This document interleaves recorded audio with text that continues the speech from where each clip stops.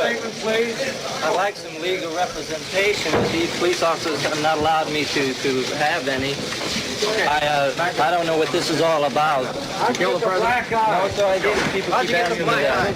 Sir? You shoot the president? I work in that building. Were you in the building at the time? Naturally, if I work in that building, yes, sir. Back up, man. Did you shoot the president? No, they're taking me in because of the fact that I lived in the Soviet Union. I'm just a patsy. The president?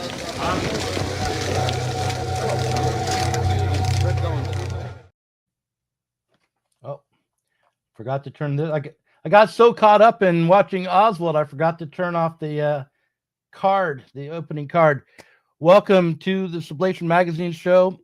I'm Douglas Lain, author of Bash Bash Revolution and head of Sublation Media.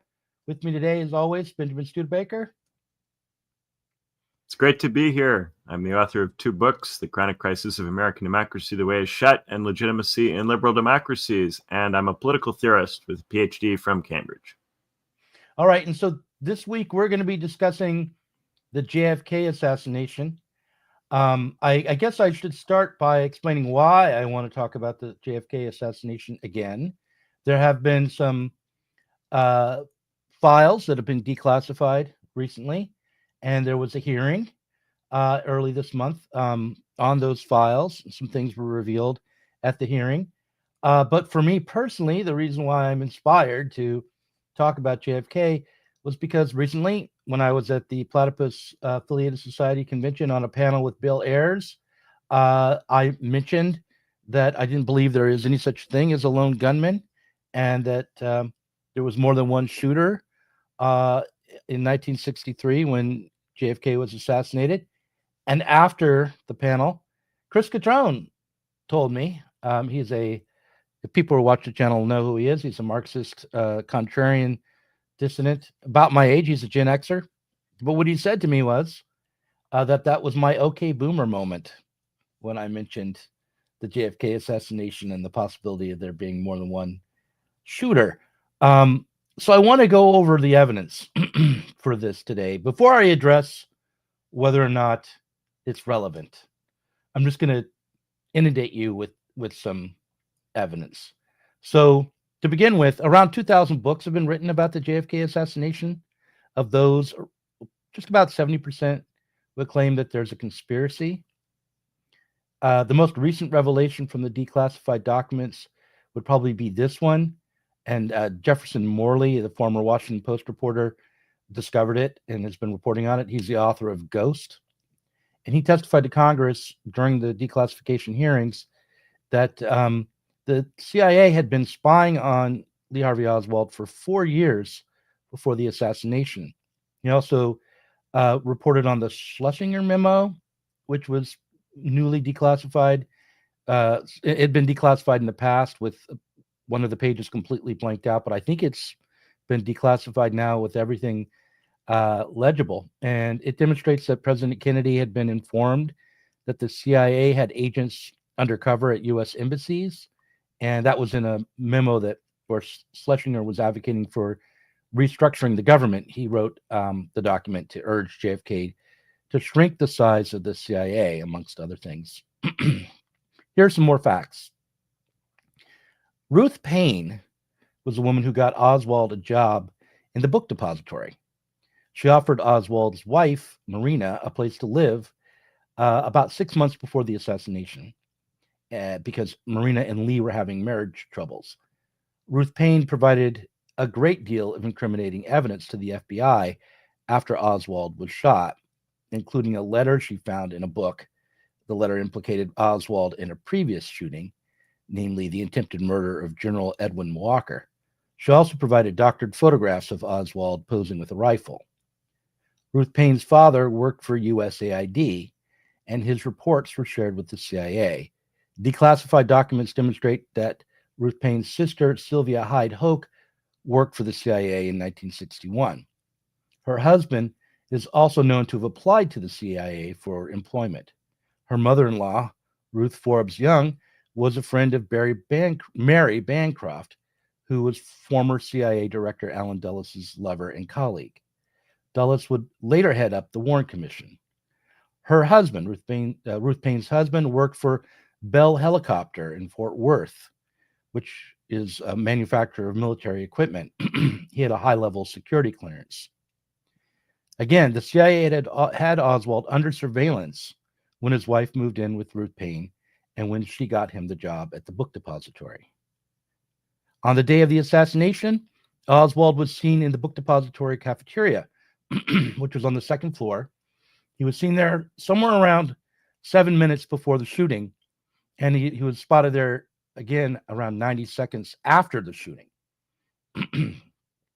If he'd shot Kennedy from the 6th floor, as the Warren Commission reported, he would have had to run down the 4 flights of stairs while Victoria Adams and Sandra Stiles were walking down. Adams and Stiles testified they were on the 4th floor watching the motorcade, and after Kennedy was shot, they left the window and went to the staircase landing within about 20 seconds. Their supervisor, Dorothy Garner, walked with him to the 4th floor landing and waited there long enough to see Officer Baker, who had just questioned Oswald in the cafeteria before ascending to the 6th floor to find the sniper's nest, and Superintendent Roy Truly pass as they climbed the stairs up from the 2nd floor to the 6th. Further, which means that Oswald couldn't have been coming down from the 6th floor at that moment without being seen. The chain of custody for the rifle from the 6th floor and for the magic bullet were broken.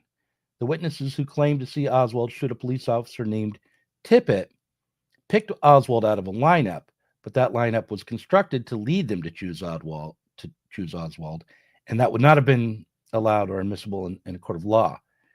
Jack Ruby, who shot Oswald, had ties to the mafia. J. Edgar Hoover is reported to have said that they had to pin it to Oswald on the very day of the shooting. Lyndon Johnson is reported to have said the same thing, but also to have privately disbelieved the Warren Commission's findings. Oswald said he was a patsy. He was denied an attorney after he was arrested. He asked to be represented by the ACLU. If Oswald had shot Kennedy, he would have had to shoot him from behind, but the Zapruder film clearly shows Kennedy being shot from the front and being pushed back by the bullets.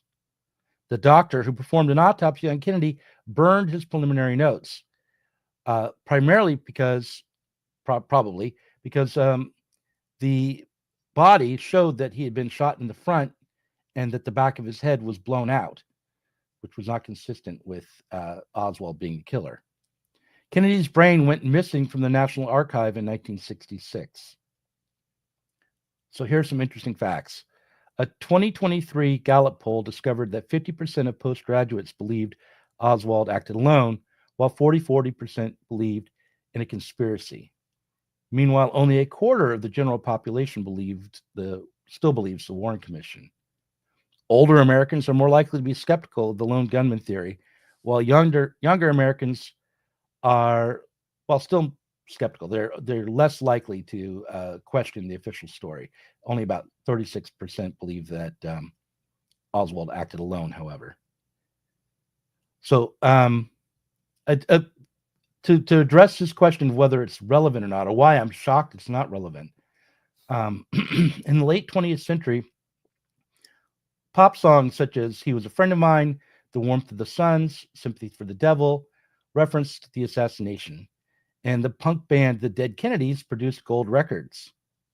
Movies such as The Irishman, The Parallax View, Conspiracy Theory, In the Line of Fire, 7 Days in May, Zoolander, Slacker, The Wanderers, 11/22/63, and TV shows such as The Umbrella Academy and Quantum Leap have explored and repeated the story of Kennedy's assassination. So now another round of JFK files have been declassified, and we can see a picture emerging from the facts. The question of who killed Kennedy, though, seems no longer to be of interest. What I'm wondering is what this says about society's ability to make sense of reality, or about society's ability to shape history and politics. Also, when the majority of people believe something, does that mean that society knows the thing they believe, or does knowledge need to be officially sanctioned? And that's what I wrote down in advance of this conversation. What do you think, Ben? I've always had the position that we just don't really know. We don't really know what happened. People have different theories about it. And people, I think, tend to care about it more if they think that the Kennedys were more special politically or more different from other Democrats. You know, people who are kind of progressive left liberals tend to get really into it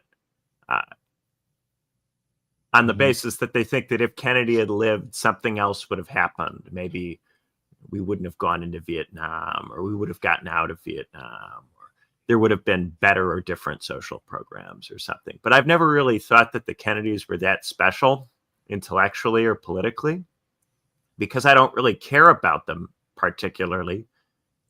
It's never been of great interest to me.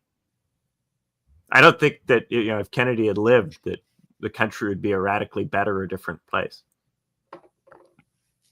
Well, Spencer Leonard seems to be agreeing with you here in the comments. I'll point out that I said Kennedy's brain went missing from the National Archive, where it was being stored in 1966, but I may not have mentioned where it had been stored. And so he asks, when did Doug's brain go missing? Then Spencer said, yes, that the idea that JFK was going to attack the deep state and wanted out of Vietnam is kind of central to the myth of the conspiracy theories. But the facts are the facts. You know, they're whoever we think might be responsible for Kennedy's assassination. There's a lot of evidence of tampering. There is a lot of evidence that it couldn't have been Oswald. And we just shouldn't ignore those facts just because it may not line up with what we, or even if it, just because those facts may be used to conservatively justify the notion that the current bourgeois state could be redeemed. If only Kennedy hadn't been killed, we would be in Camelot or something. That part of the story isn't important when you just take the question of, did the state likely kill Kennedy? And when you take a look at the facts of the both of the cover-up and the evidence of what happened on the day, it does seem likely. I mean, again, just the fact that they had Oswald under surveillance for 4 years before the assassination tells us something. It also could have been that he died in a way that was embarrassing. It could be that they were trying to save face because what happened was a bad look in some way. What? Who? Kennedy? The Kennedy died in an embarrassing way? The spooks, right? You know, the spooks could be lying about it because they were involved, or they could be lying about it because it was incompetently handled and embarrassing. Well, okay. The other part of the story is that Lyndon Johnson convinced Earl Warren to head up the commission by telling him that unless they could demonstrate that there was no Soviet connection, there was a risk of nuclear war.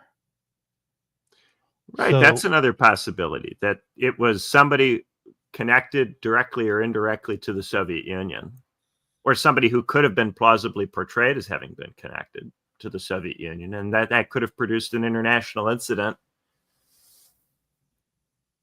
Okay, but nonetheless, let's just say that's true. I mean, I can't prove it's not true. I do think that the evidence tends to, I have not seen any evidence of Soviet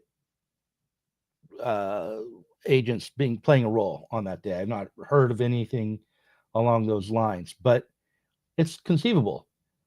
But nonetheless, if we have been asked to believe a story that doesn't hold up to, scrutiny, any kind of scrutiny, really, when just based on the witnesses in the stairs alone, it couldn't have been Oswald. He would have had to go up to the 6th floor in about 6 minutes, kill the president, and run back down at a time when there were other people in the stairway and someone watching the stairs without being seen or heard, and in a way that so that when he reached the second floor cafeteria, he appeared calm, collected, not out of breath, and already had a Coke in his hand. So we're talking about a 6-minute window from when he was seen in the cafeteria by one set of witnesses to when he was seen in that same cafeteria by another, where he had a possible opportunity to shoot the president, but he couldn't get back down in time without being seen. So just that alone would rule him out. If like I'm Columbo, I would rule him out as a suspect based on that. Wouldn't you? But it wouldn't tell us what happened. We just wouldn't know. No, but right. Maybe we don't know exactly who shot Kennedy. I think it was you and me, Ben. But we do know that it wasn't Oswald, right? And so maybe nobody knows. What if nobody knows who did it? That's also possible. It could be that they just couldn't solve it and they needed some kind of narrative of what happened to calm people down. Well, but they already decided on the day of the shooting that it was going to be Oswald. They, within an hour, actually within 45 minutes, they had picked the man that they were going to pin it to. They were pursuing him. The police were going after him as the shooter. So, and they found him in a movie theater. There's a whole second part of the story where like Oswald has been reported to have shot a police officer, but the evidence for that is just as bad or worse than the evidence for him having shot Kennedy. So we know that on the day of the shooting, Oswald was selected to be the patsy, and we know that all the evidence that indicated that he might have been the killer was constructed. It required doctoring the autopsy photos and burning the autopsy notes and actually doing surgery on the body to make it look like the exit wound was the entrance wound and vice versa. It required a real gaslighting operation on the American public to push that story forward. And it seems to me like if we want the public to have some say over what their future is going to be like, over what their politics are, over what the government does, that getting to at least clearing away the lies and exposing the fact that we've been systematically lied to by the Warren Commission and the state would be worthwhile, even if you don't know who ultimately is responsible for the killing. Yeah, I don't know that it would really make very much of a difference at this point. Haven't there been all sorts of cases where there have been secrets or there have been lies, and there's all sorts of stuff that's public now, especially, they opened the Soviet archive after the Soviet Union fell, and Britain's got that 30-year rule. So stuff comes out eventually about all the lying and all of the deceit. I think at this point, people know that there's a lot of lying and deceit. What does it do for us? Well, this is what I'm asking. Do they really know? What does it mean to know? Because we've known Oswald didn't kill Kennedy, or at least 70% of the public has known. And we've known in the popular culture since probably 64 at the latest, right? I mean, and certainly that knowledge has grown and become more and more accepted. But somehow it isn't official. Somehow it doesn't have the potential to become political in any way. Somehow we kind of know it and we don't know it at the same time. What would we do with it? What would people do with it if it was official? We imagine that in China, if everyone really were allowed to know about Tiananmen Square and the legitimacy of the Chinese government were to crack due to that there would be political changes. So I guess the question is, in the United States, how can we be allowed? Why is it that we can be allowed to know, and yet the U.S. state continues on regardless? Some of the lies are also about trying to big up the reputation of the spooks. Some of the lies are about trying to make it sound like the spooks are more competent than they are, or they control more things than they do, in part to intimidate you. The function of the lying might not be to embolden you to challenge the spooks. It might be to make you think that the spooks are everywhere, that they're always onto you, that your organizations are always full of spooks. This has been recently, a lot of left groups have been speculating about whose organizations are infiltrated by spies and who's a spy and this kind of thing. It doesn't necessarily give us more capacity. In some ways, it makes it harder for us to trust each other and socialize. I meet people all the time at left-wing events who are operating with a lot of suspicion and paranoia. It doesn't seem to help very much. Okay, but when we again, I mean, Spencer is asking if what's the point of the all these details, and what I would say to him and to you is we need not fear the omnipotence of the state when we look at all these details, right? The question isn't about how powerful these operators are, because they are relatively incompetent. I mean, the fact that they had to produce doctored photos of Oswald with the rifle that were kind of clearly doctored, or the fact that they had to get some mafioso to shoot him on TV, or the fact that he got on TV and asked for a lawyer. All these things show that they don't really have full control over anything. And if we had a society that could truly organize just to protect its own rights, that this couldn't have happened. There would have been or it would have been much more difficult for it to happen, because if Oswald had received, a lawyer who would have been acting in his interests, there would have been less of likelihood that he would have been transferred the way that he was, in an unsecure way with someone waiting for him to shoot him. There would have been more support for his case, and he would have likely gone to trial. And even J. Edgar Hoover said there was very little likelihood that they could convict him in a court of law with the evidence they had. So, like I would just say that we don't need to become hyper paranoid about how powerful these people are. The question is, what's wrong with us? Why can we allow such blatant lies to be accepted? How does that work itself out? I think most of us have never really been operating on the premise that we can get the truth most of the time. You say that again? I got distracted by Spencer Leonard supporting you in this conversation.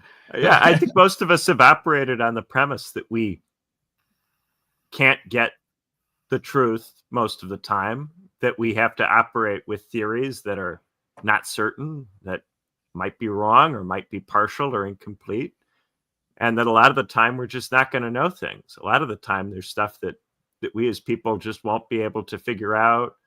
We might have some theories, maybe one of them will be right, but to prove that it's right, it might be impossible. And the more time passes, the less obvious consequence it would have, because all of the people involved are dead or retired. Well, yeah, another thing that, I mean, look, there's something to what you're saying. I actually believe that just the facts that I presented at the beginning of this stream are enough to show that Oswald, if they're all true, and they all are true, then that's enough to show Oswald didn't kill Kennedy. That you don't need to, you don't need to know who did to know that Oswald didn't.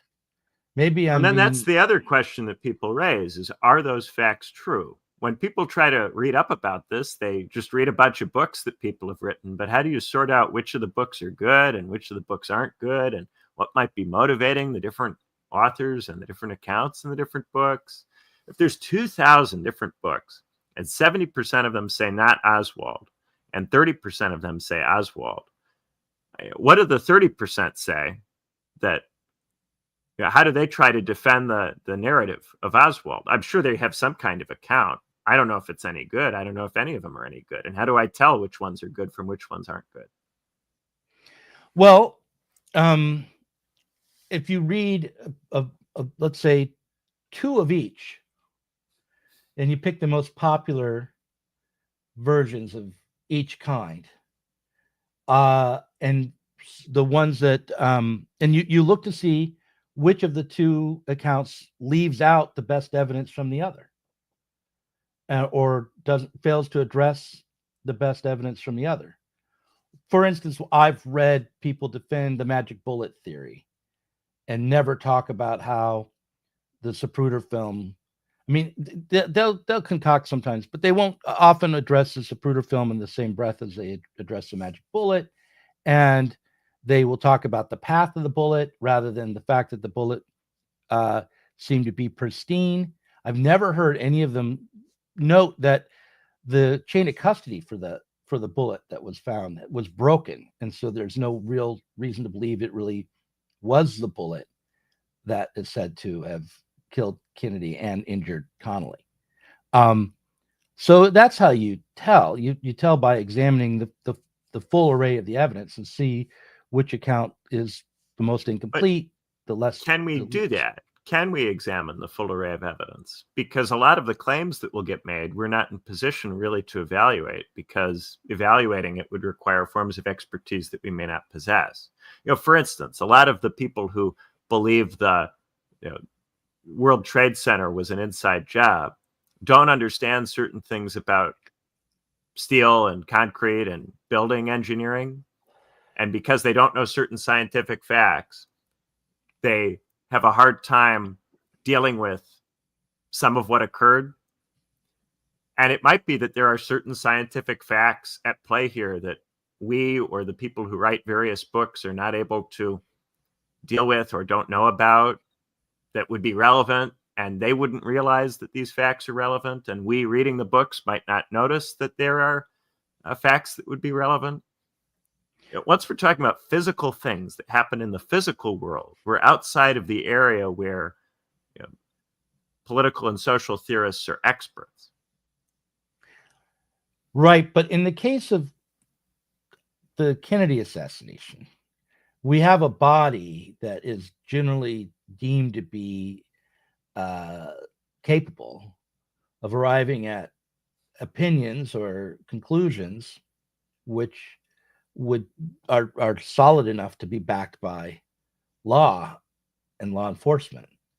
Like, you don't have to sit down with a panel of engineers or ballistics experts and debate it, for years to decide that the evidence doesn't amount to enough to even indict Oswald. There are standards of evidence which the evidence that we have for Oswald being the killer don't reach. So crime scene evidence is very bad. Like forensic science, crime science, criminology is notoriously bad, and often used to convict people when really the quality of the evidence and the data is not good enough to support the convictions. But if you have a lawyer who's able to talk up this evidence and the defense attorney is not able to adequately cast doubt on stuff that is proposed in court, you can get a conviction on the basis of forms of evidence gathering that are highly suspect. But this is true all the time. Mm-hmm. So I don't know. I've never really thought that we had a very reliable way of proving who did what. Once we start talking about who did various physical acts, it's always seemed to me like our ability to establish physical facts is very limited as people. I mean, there's a reason that the Greeks used to put animals on trial. Actually establishing physical causality is very hard. Okay. I feel like there's a level of common sense which is being chucked aside here. I feel like when I'm just telling my feelings, I feel like when you find out that there were two witnesses on the stairwell and someone watching the stairwell at the moment where the official account would have Oswald descending the stairs, and they didn't see him or hear him.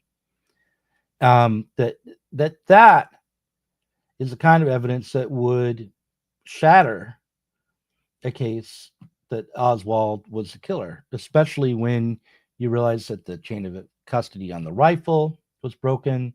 You realize that the chain of custody on the bullet was broken. You realize that Oswald was being surveilled by the CIA at that time, that the witnesses against him, the evidence against him were produced by someone with at least close association with the CIA. At that moment, you may not be able to say exactly what happened, but you can, I think, rule out that Oswald was the killer. Am I just being naive here? What am I missing? Yeah, I don't know all the facts. I haven't read all of the books. Mm-hmm. It's but hard but to say. if you grant me that there were 3 witnesses on those stairs, 1 watching and 2 going down, and that the Warren Commission only took testimony from 1 of them and then deleted the transcripts from that 1 witness. And then you throw in the fact that and you believe me that the chain of custody was broken on the rifle and the bullets. What evidence would you need to then believe that Oswald actually was still the killer? Well, I would have to grant you all of those things, and I would have to do that just on the basis that you told them to me, right? Because all I have in terms of evidence that all of that is true is the fact that you've told me, and you've told me presumably on the basis of stuff that you've read, and hopefully the stuff that you read was true, both in the sense that the people who wrote the stuff were trying to tell the truth, and in the sense that they didn't overlook things, miss things, or fudge stuff because they wanted something in particular to be true. And if all of these things are the case, then of course, yes, if the books that you read are correct, then he wouldn't be the killer. That's what the books that you read claim. And if they're right, then yeah. A good portion of this, not the stuff about the witnesses, but a good portion of this stuff has recently been received by the Congress by witnesses who are testifying under oath. So so now they're going to read things that people said that were transcribed, and maybe the things they said were true, and maybe the things they said weren't true. We're just in the world of language. You and I can't go and look and see what happened. And people will say all kinds of things about things that happened. Yeah, well, the point is also, even if we were there, we wouldn't have been able to just look and see what happened. We would have had to investigate and piece the evidence together. Right. What's the real purpose of criminal justice? The real purpose of criminal justice is to draw a line under upsetting events that we can't fully explain in a totally satisfying way. To allow us to move on from upsetting events, we go through this criminal justice process to establish some minimally satisfactory account so that people can say, okay, we've dealt with that, and move on with their lives. And in this case, he got killed before there could be any kind of trial. So there was never actually a formal legal process taken all the way through to completion. People can speculate about what would have happened if the formal legal process had been followed through to completion, but we're never going to know because they never actually put him on trial and they never got a conviction. And since they never got a conviction, we don't even have any formal legal procedure for knowing what happened. A commission making a report is not the same thing as a trial following all the formal rules and procedures of a trial. So we can speculate about what would have happened in a trial, but we didn't get one.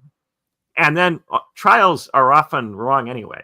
Trials are just social devices for drawing a line under stuff. They aren't necessarily infallible, or there's just a process for us to move on from something upsetting. I want to address John Gary briefly. I hear everything you're saying, but I'm still rigidly fixed on this idea of evidence, and so I'm going to address this, and just say there were witnesses who saw someone in the book depository window with the rifle. There was at least one that I know of, but they were quite a ways away, and the description that they gave of Oswald could have fit others. The witnesses that saw him shoot Tippit were contradictory, and again, they picked him out of a lineup that was later determined to be fixed. So the eyewitness testimony that led them to look for Oswald, particularly, wasn't sufficient. It wasn't even sufficient to really explain why they chose Oswald, given the vagueness of the description. It was only, and it was only after they picked him up that they, got more testimony and put him in a lineup and and led their witnesses to pick him. There was also evidence of pressure put on witnesses. One of them was shot and changed his story.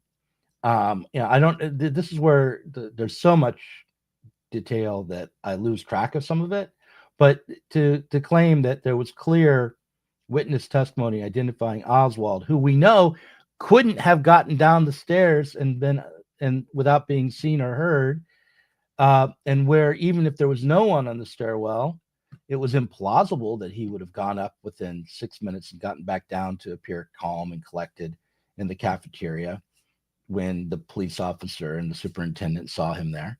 I mean,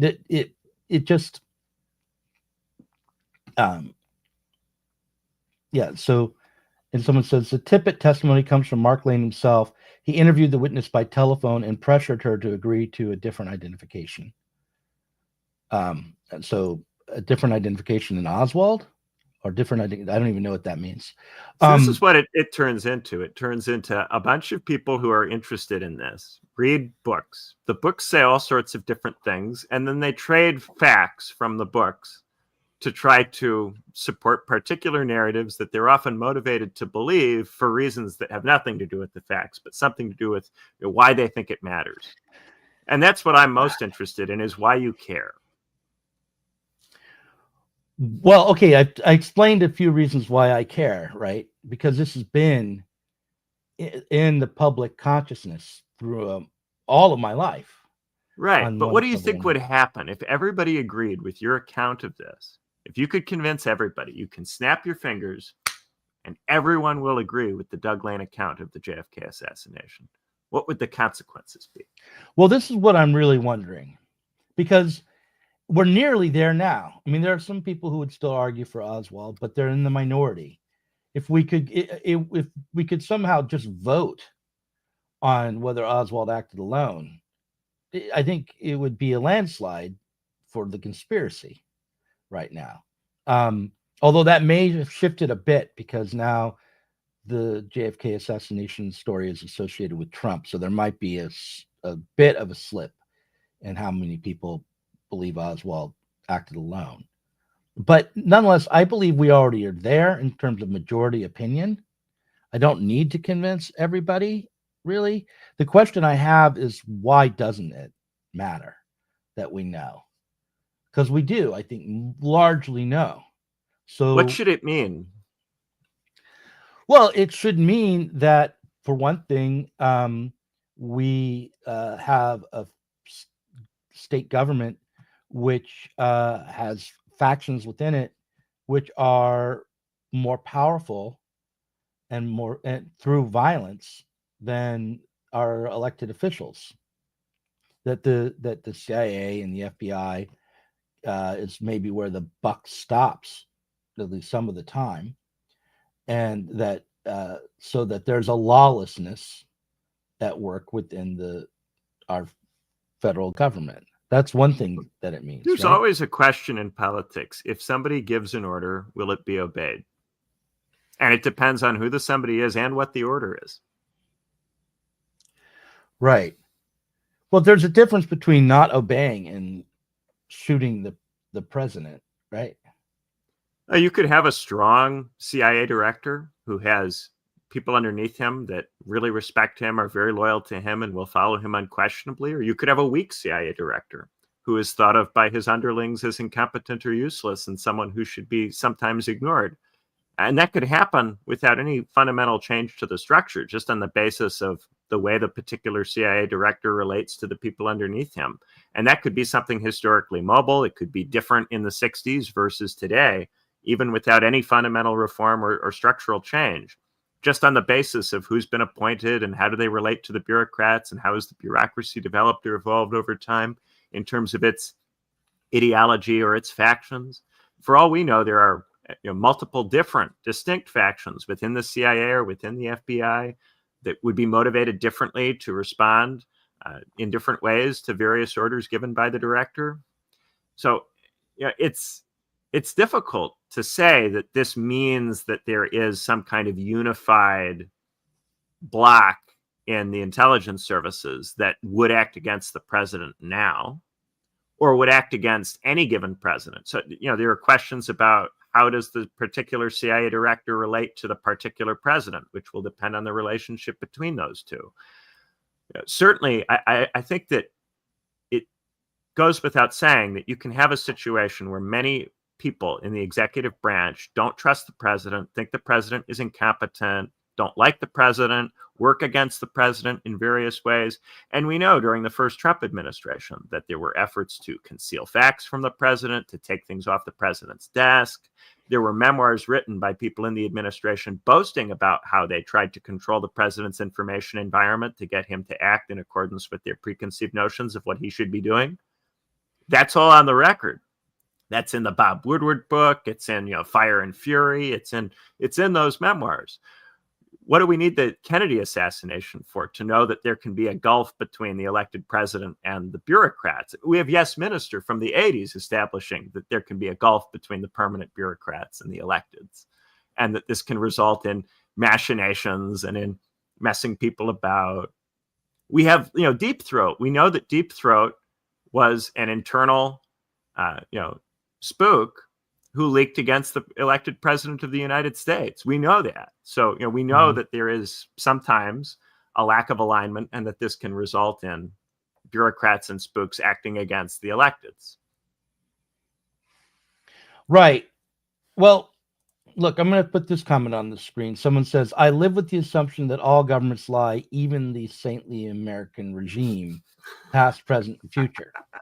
All right. So, yeah, I'm not shocked that the American government lied to the people. I mean, like I said, the fact that JFK was not likely killed by Oswald, that there was the likelihood that a CIA plot was involved has been widely known for my entire life.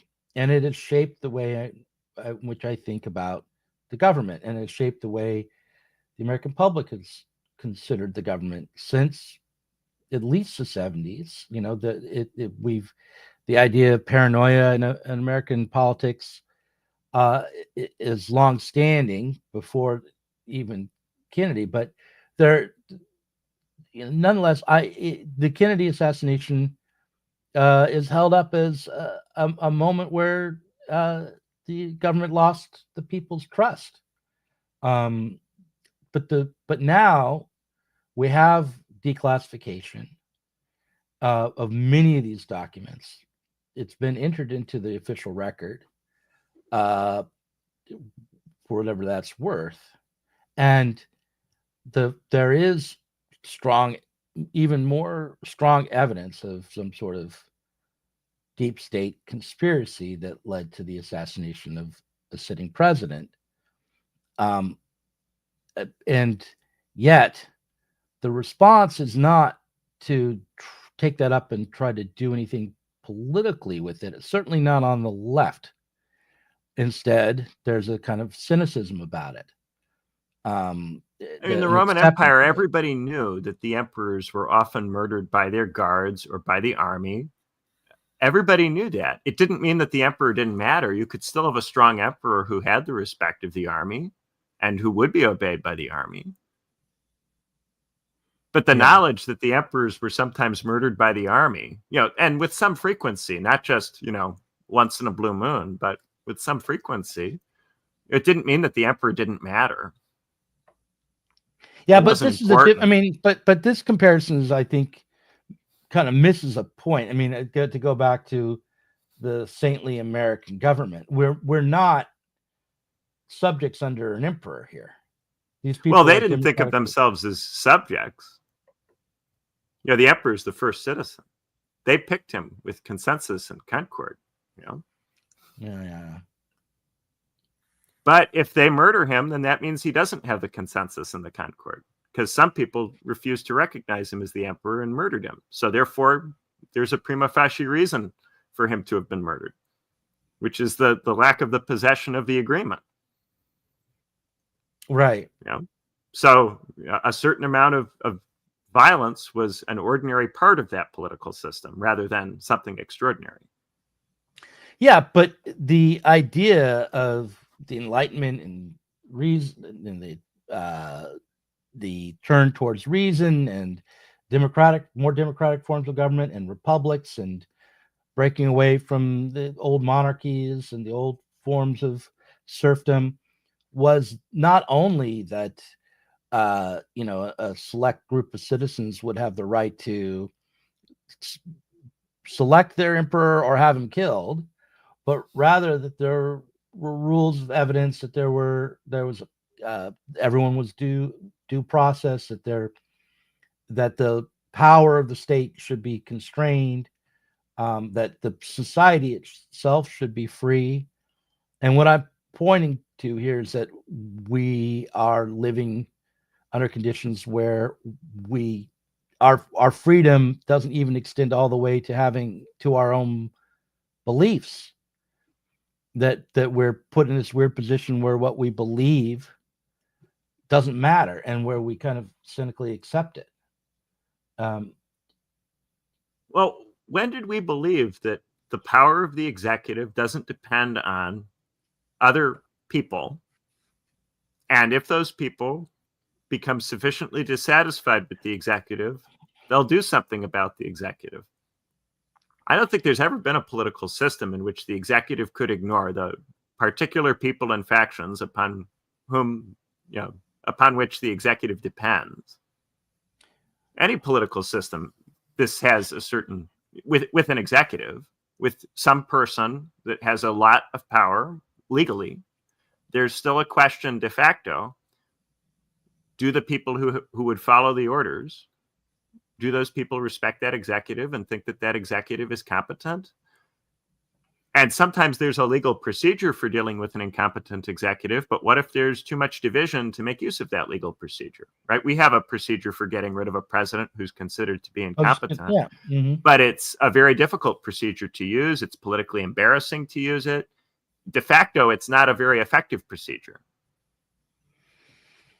Well, but it's not meant to be that easy to use, and it's not meant to be less. Who decides what is meant to happen in politics? Why should political actors be beholden to what somebody thinks is meant to happen? Because there was a great effort put into protecting society from the state and limiting its power in order to free everyday people to live their own lives and pursue their own happiness. But sometimes the freedom involves being able to act against what people think should ordinarily happen. Sometimes the freedom involves doing something outside of the ordinary. And particular people occupying particular positions within the state often think of themselves as speaking for society or representing society.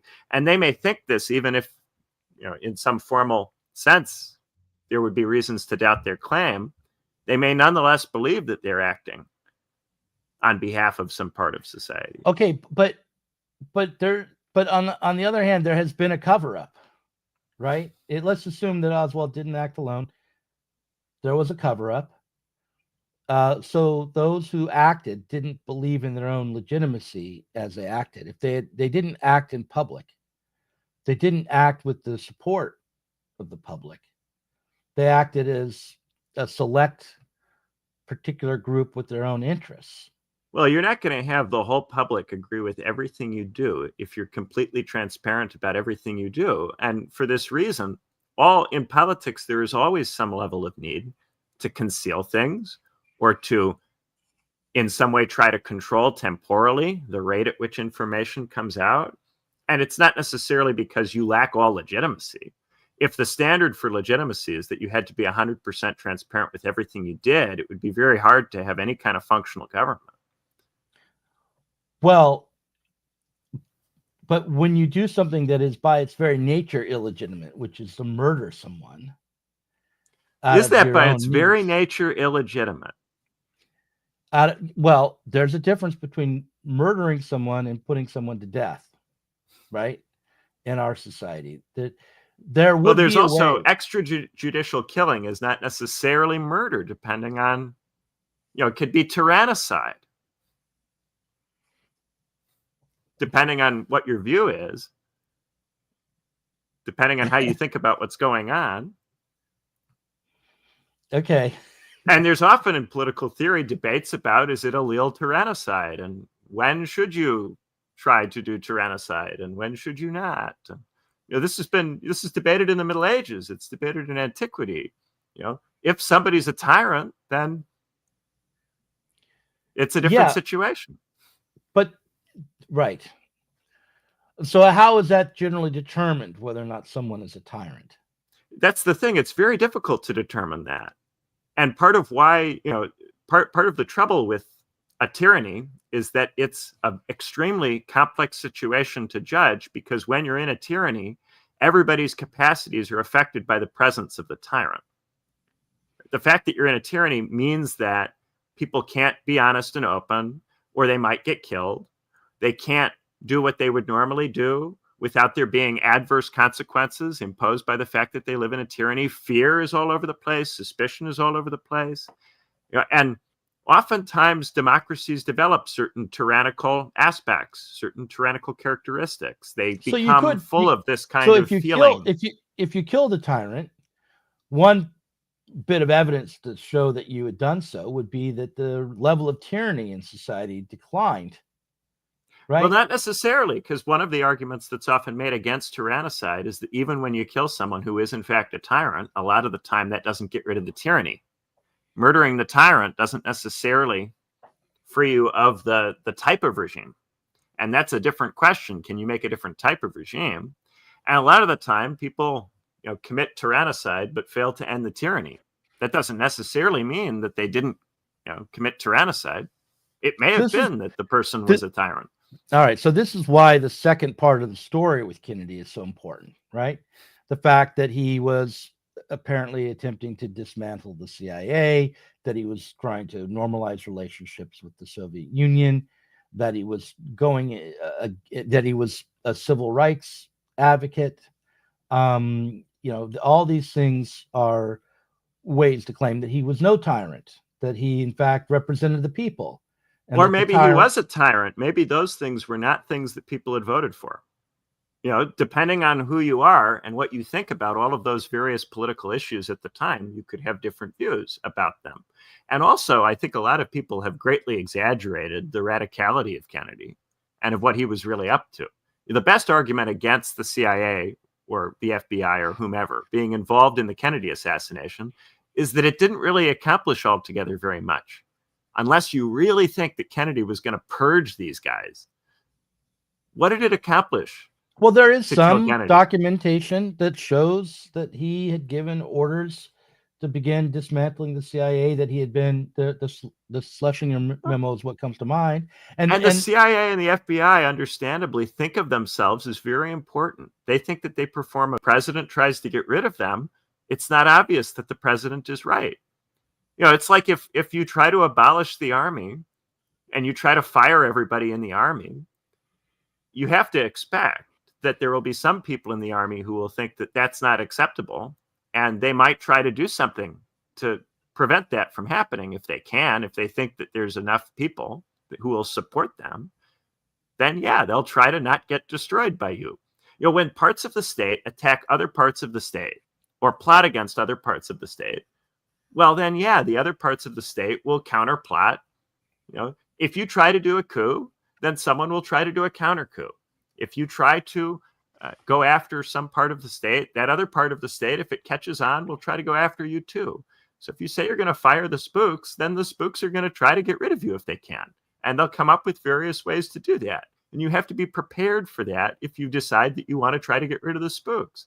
If you let the spooks know that you're trying to get rid of them, then of course you have to expect the spooks to take various measures in response. Because this is now, it's an internal fight within the state.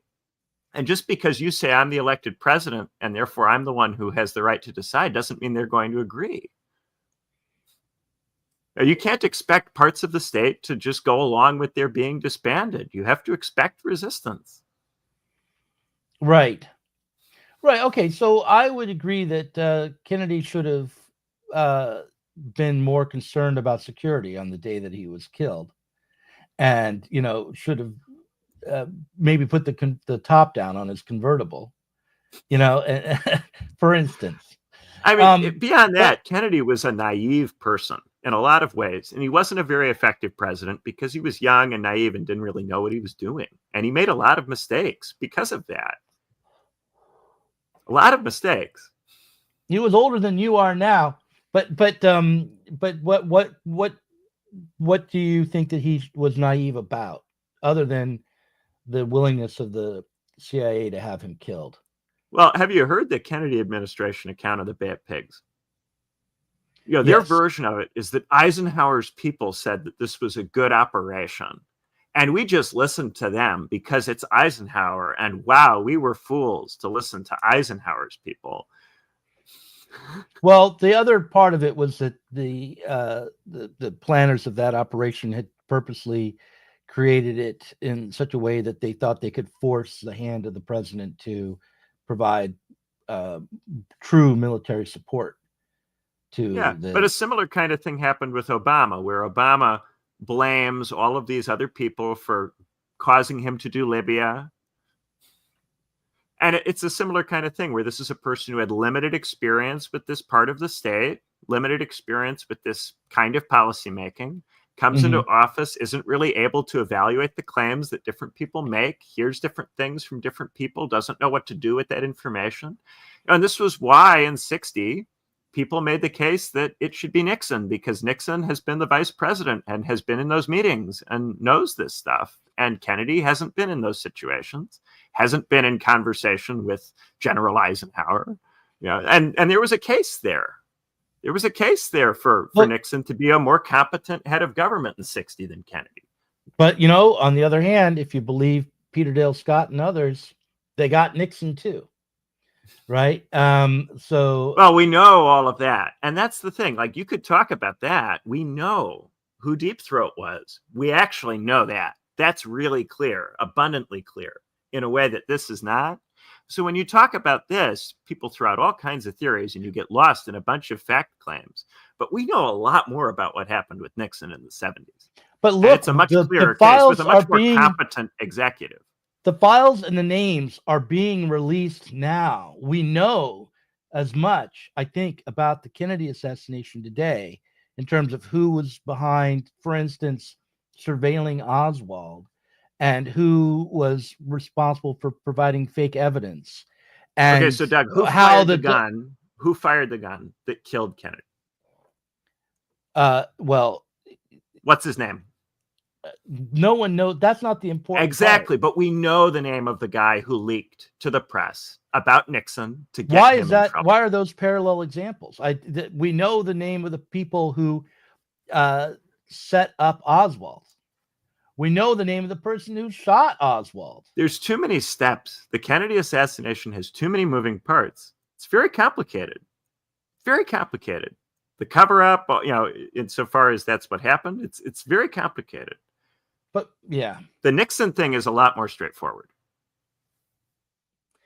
I guess I'll have to look at the Nixon thing again. It seems to me like there are a lot of moving parts with that as well.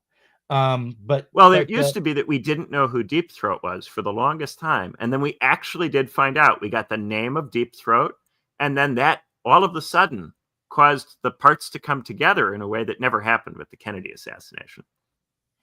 Well, look, if we knew who shot Kennedy and it wasn't Oswald, we still probably wouldn't have what you're looking for, right? You're looking for the person who gave the orders for Kennedy to be killed. Yeah. Well, But for instance, you go ahead.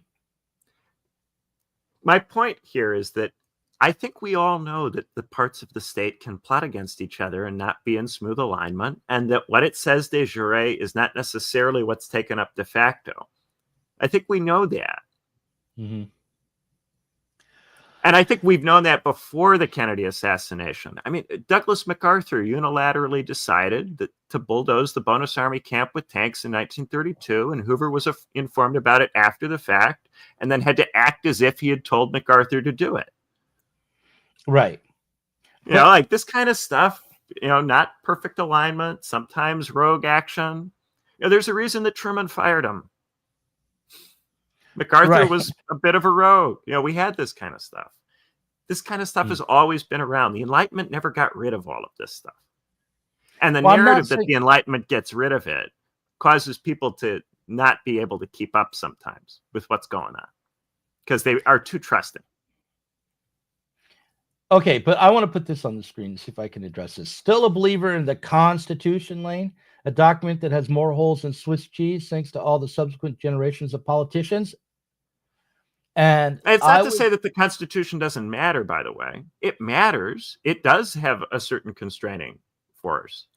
But that also doesn't mean that the Constitution simply dictates how everything operates at every point. There's a dialogue between the law and between who has real power. And this has to do with a lot of different contingent facts that can be different in different situations. Look, I'm just saying, first of all, I don't think that the MacArthur being a rogue is exactly analogous to the Dulles, let's say it was him knowingly having Kennedy killed. Like we can't, that would not be a parallel. Exactly. There's a difference between General McClellan how much considered authority marching his army on DC take, and overthrowing Abraham Lincoln. Right.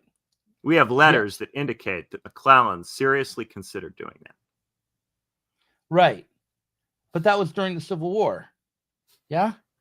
I mean, yeah, like this stuff has always been part of our politics. Right. But yeah. But it wasn't, but it was made political and it was known and it had consequences. And yeah, we went to war with ourselves to overcome that political But this impact. is when he was a Union general. He was a Union general and he considered marching on Lincoln when he was leading the Union Army. Right. Right. During the Civil War. Yeah, because he was disagreeing with Lincoln about how to handle the campaign, and Lincoln eventually fired him. And then he ran for president because he was upset about it and lost in 1964. Right. Okay. Right. Okay. So what should have happened by law around that? Well, that's an open question. Should you prosecute someone for something like that? Would that have been helpful? Whether somebody breaks the law is a separate question from whether you should prosecute them.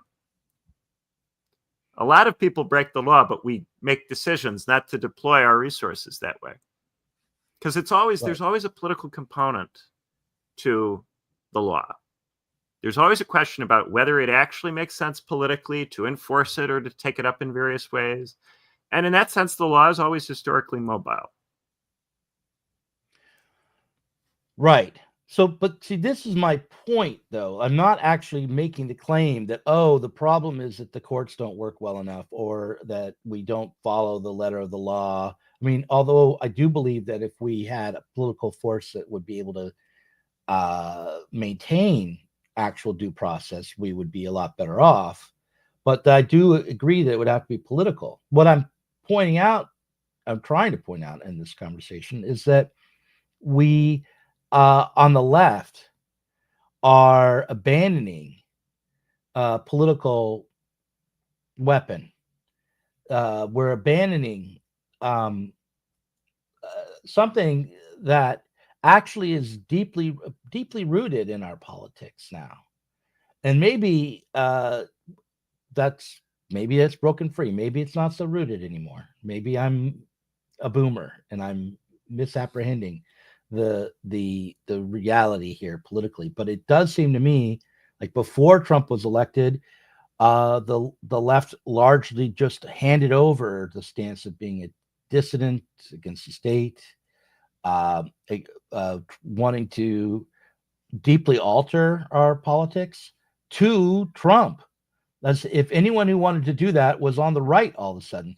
And now it's gotten to the point where if you want to know the truth about the Kennedy assassination, something that most of the left has wanted to know and thought by knowing you could use it as a weapon against the more tyrannical aspects of our system, that task is being abandoned as well, even as we're being handed the evidence.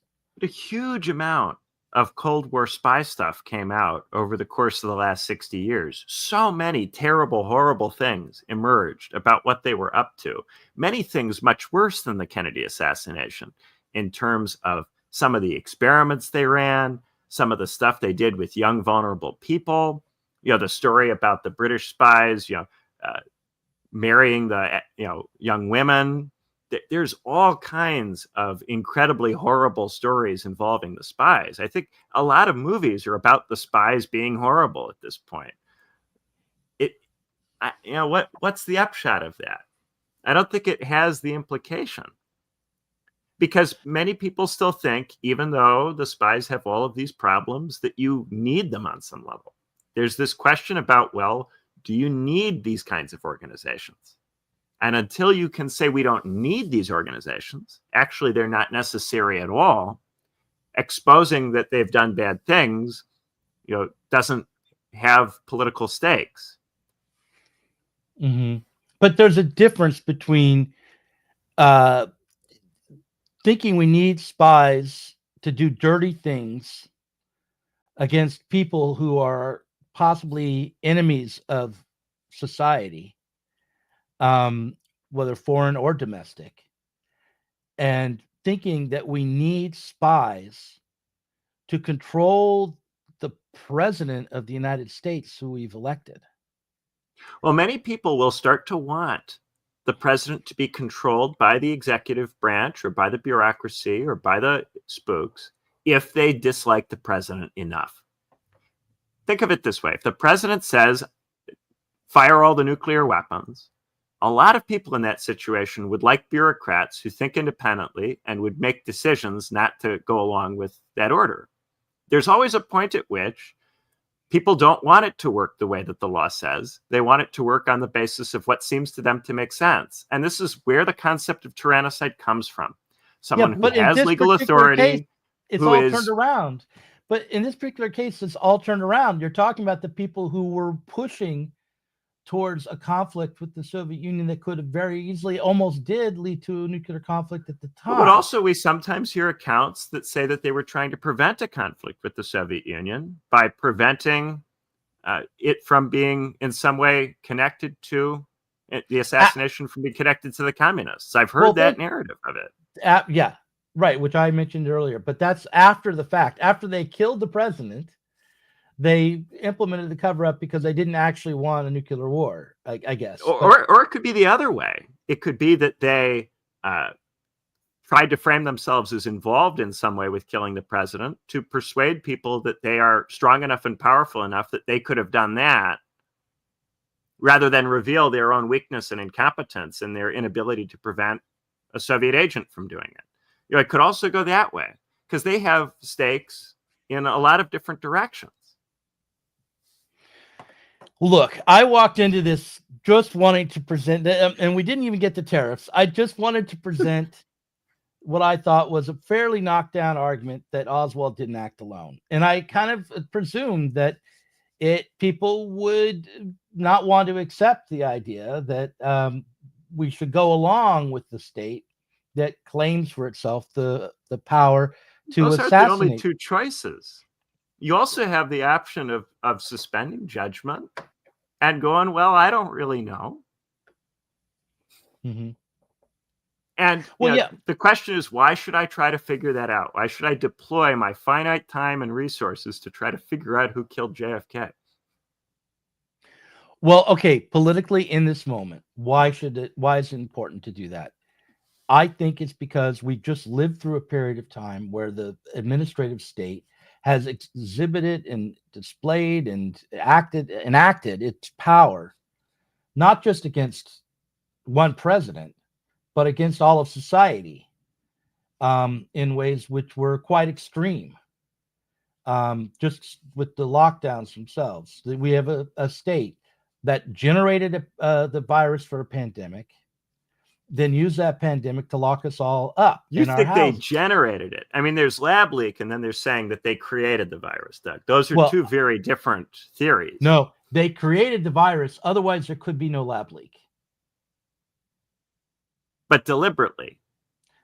They deliberately did gain of function research that allowed the virus to be no longer only contained within animal species, but instead infect human beings. But did they leak it on purpose, or was it a mistake? I didn't say they leaked it on purpose. I didn't say that, but I don't know that. I don't think that necessarily. But I do think it was also being made with the potential to be turned into a weapon. There's some evidence At this of that. point, government agencies are divided about whether they consider the virus to have been made in a lab or not made in a lab. There are multiple government agencies that at this point would claim with you that the virus originated in a lab. So it's not an anti-state position to say that it originated in a lab. There are significant parts of the state that champion that it's no longer an anti-state position to say that JFK was assassinated by the CIA. That's not an anti-state position either right now, weirdly, right? But the Trump state versus the Democratic Party state to say that JFK was assassinated by the CIA all of a sudden. So yeah, and I'm not saying that the lab leak was purposeful. I'm not saying that. I'm saying they created a virus, which then created a pandemic, and they opportunistically locked us all up, and expanded their power dramatically.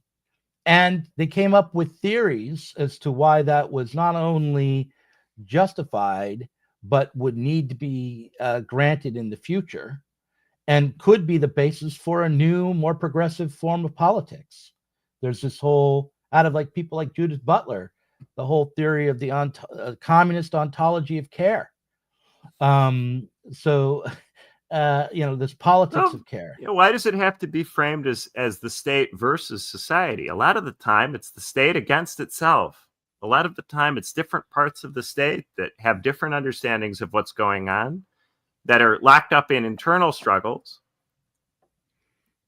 And there were different views during the pandemic from different parts of the state about what should be done and how it should be regarded. There was significant disagreement internally within the state about the pandemic. There was, from what I know, there was some disagreement in the scientific community, but that to a large extent it was stamped out and censored and suppressed. And those who were most vocal about criticizing the policies of the state at that time were civilians. They weren't politicians. They weren't part of the administrative state. There were senators and governors who challenged the policy openly at the time. Mm-hmm. We also know that there were internal communications in which there were real debates that were had, not just in the United States, but in many countries, including within the scientific apparatus that is directly appendage to the state. So including the state scientists, they argued about it internally. They then attempted to present the united front, but that doesn't mean that they didn't have internal disagreements. The evidence we have about the internal disagreements within the CDC or the NIH show that they were led by what was in their interests rather than what was scientifically verifiable. Well, you have to also talk about the politics, because when you're in that kind of position, it's not simply a scientific question. It's also a political question. And this means questions about how do you maintain order and how do you keep businesses open, keep the economy functioning. These things necessarily come into the discussion. And the idea that it could just be a science conversation was always a little silly.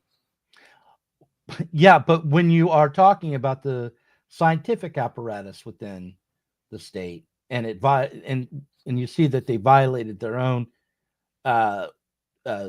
mandate and their own rules of conduct in order to take on political decisions and make political decisions, which they weren't authorized to make, then that's a different kettle of fish altogether. Oh, but this is a question. This is something that they would, of course, dispute. They would claim that it was necessary for them to do what they did. And you could take them to court. You could, put them through a Supreme Court ringer over it. But even then, that would just be a legal procedure for trying to draw a line under it. It wouldn't actually adjudicate it. Ultimately, in politics, people act. They have their reasons. And they have to stand by what they did, whether ultimately other people judge it to have been right or wrong. And that's the great struggle of being a political actor. You have to look at a situation, decide what to do, act, and you might get it wrong, you might botch it, but nevertheless. But Benjamin, the whole basis for say Fauci's authority was not his mandate as a politician. He could have been fired at any time. But rather his scientific expertise. And he that's what the whole believe the science was about.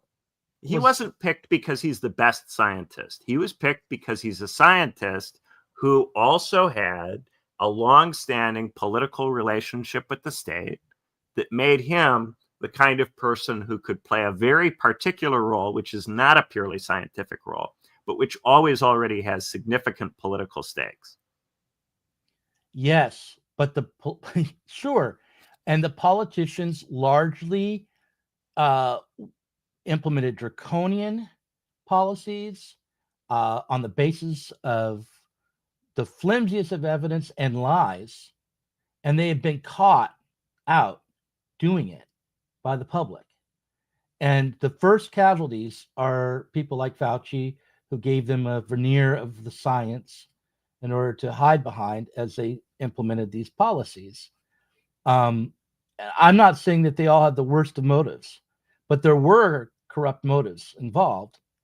And people are being asked to save face and protect themselves, always. Right, but we're being asked to, as the evidence comes out, that the very apparatus that locked us in our homes also was responsible for generating the virus. We're being asked to shrug at that revelation in much the same way as we're being asked to shrug at the revelation that Kennedy was assassinated by the intelligence community.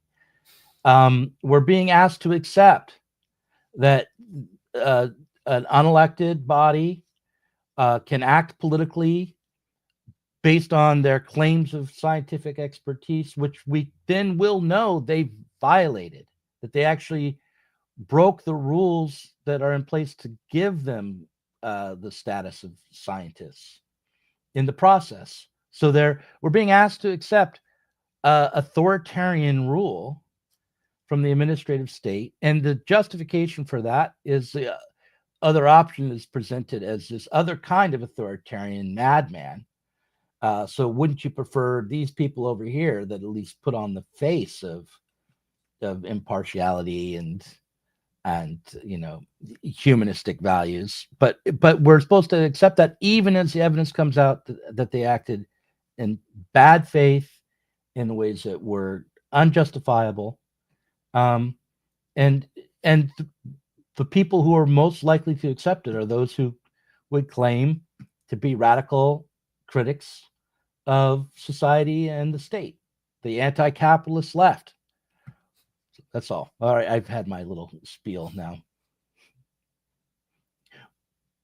You have the last word. Ultimately, we have to decide what is important, what can we do, should we do, and what do claims that people make mean, how far to trust them, and then what to do with them if we do think that they're true. And there's a question, just because something has happened doesn't mean you can do anything with it. And the history of this system is it does horrible things. We discover that it's done horrible things, but that doesn't necessarily mean that there is any course of action that's immediately open to us that's effective. So we have to ask, what would it mean to act effectively? And I think that's where our, trying to figure out what are the conditions for being political or for doing politics, and how do we meet those conditions? That's where I think we have a lot of room to grow and develop. But, I don't think that a particular narrative of a past event, an event which is always continuously receding into the past, every day we talk about it, it's further back than it was the day before, that by itself gives us politics or gives us something to do or clarifies for us what we need to do. Well, we'll take this up in the Zoom call, which will be happening like in 5 minutes. I said it's going to start at 10:20, but it's 10:21 now. So I'm going to give myself 5 minutes to refill my coffee. People should go to Patreon and find the link to the Zoom call. We'll continue this conversation there. I'm sorry that I got so, with tunnel vision focused on, trying to protect poor Lee Harvey Oswald, even so many years after he was shot dead, that I didn't let you talk about the tariffs. But it's okay. The tariffs will still be going on next week. Okay. All right. I'm going to end the stream there. I'm going to end it the way I started it. And I want everyone to pay close attention to poor Lee Harvey Oswald as he pleads for a lawyer. I'd like some legal representation. These police officers have not allowed me to have any. I don't know what this is all about. Kill the president. No, sir, I didn't. People keep asking me that. Sir? Shoot the president. I work in that building. Were you in the building at the time? Naturally, if I work in that building, yes, sir. Back up, man. Did you shoot the president? No, they're taking me in because of the fact that I lived in the Soviet Union. I'm just a patsy. President.